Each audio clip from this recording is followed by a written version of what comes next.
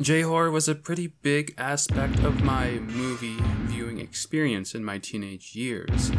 Versus Battle Royale were the gateways to discovering the likes of Takashi Miike and Shinya Tsukamoto. But I began to discover a ton of underground Japanese horror movies, and just undefinable movies like Rubber's Lover and 964 Pinocchio by Shozen Fukui. But one of the first ones I watched was Tetsuo The Iron Man. Mainly because as a kid I loved Akira and would always look up Tetsuo and stuff like that on Google, and I kept seeing bizarre images of some live action movie. I mean, the guy looked all mutated and it was called Tetsuo, so I thought there was some odd connection to it. So eventually I did get the movie, probably on CD Japan or other older website, alongside a Deer Grey album or something, really dating myself now. And I loved it. I showed my friends it. Looking back, kind of a strange first impression to make with my movie choices, but whatever.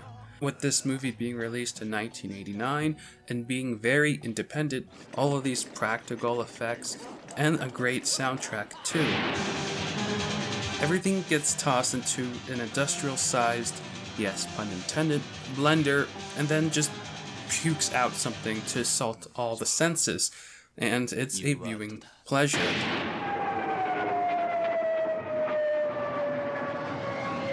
I've seen people categorize this as horror, body horror, slasher, cyberpunk. I'm not sure about that one. There's nothing really cyberpunk about it. It's very much just industrial. There is an established society here, so I don't know what is cyberpunk about it, but I think it's something on its own entirely. Shinya Sukamoto, I've seen him in quite a few great movies as an actor.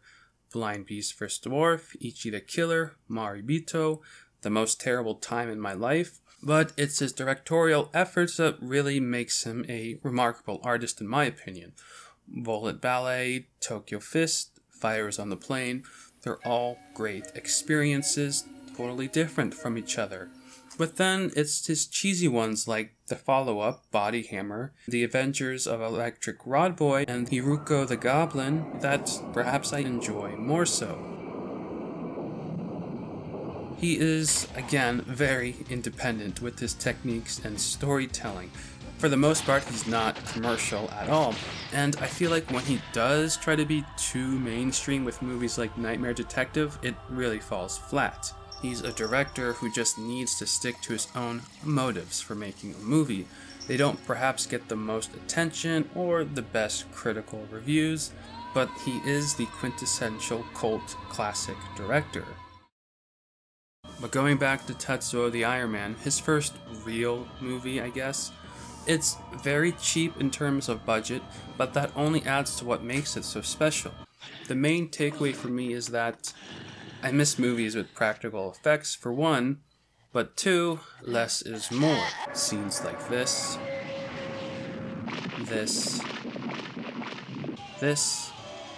just totally unique to this movie. This is just a nightmare that continues to get worse and worse for this salaryman. He's unnamed. Yeah, the typical Japanese salaryman, a trope these days, sure, stuffy, overworked, slave to the cog of capitalism. You get it. And we have his partner here, played by Kei Fujiwara, who would go on to direct a few movies herself. The scene with them together, it's awkward, kind of funny, but rather terrifying. A drill penis, yes. Okay, but I'm getting ahead of myself. The salaryman slowly becomes an industrial monster because of a rusted razor. Well, I like to think he was cursed by the character played by director Shinya Sukamoto, who was accidentally killed by the couple. And now, while he's out for revenge, as a ghost, a demon, this movie really just makes you think, whatever. I love Shinya in this role. He is a complete psycho. Great chases, unique fights. Oh, and that early subway scene is amazing.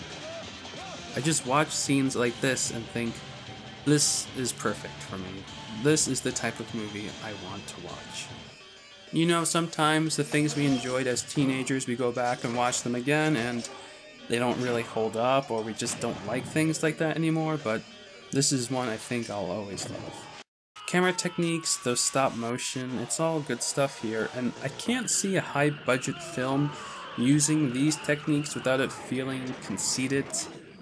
But with the small crew on Tetsuo, they did what they could do. And I should mention that an assistant for this film, Shozen Fukui, who I mentioned earlier, would go on to direct 2, perhaps even odder films, the 964 Pinocchio and Rubber's Lover. So yeah, if you ever want to experience the same bizarreness you see in Tetsuo, check those 2 films out.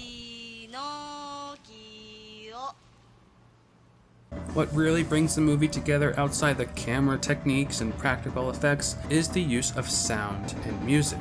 The sound effects are great, all the grinding and scratching noises. It really complements the sort of dirty industrial looks this film has. But the music, on the other hand, Chu Ishikawa is every bit important as the director here for making Tetsuo such a masterfully crafted piece of art.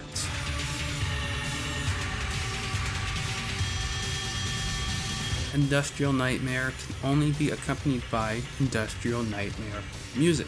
When people think of industrial music, they usually think of the more popular choices like Nine Inch Nails, but what people may not realize is that Trent Reznor has praised this movie online at times, on his Twitter or whatever. So to say that Chu Ishikawa is a direct influence on Trent Reznor's direction would not be a stretch.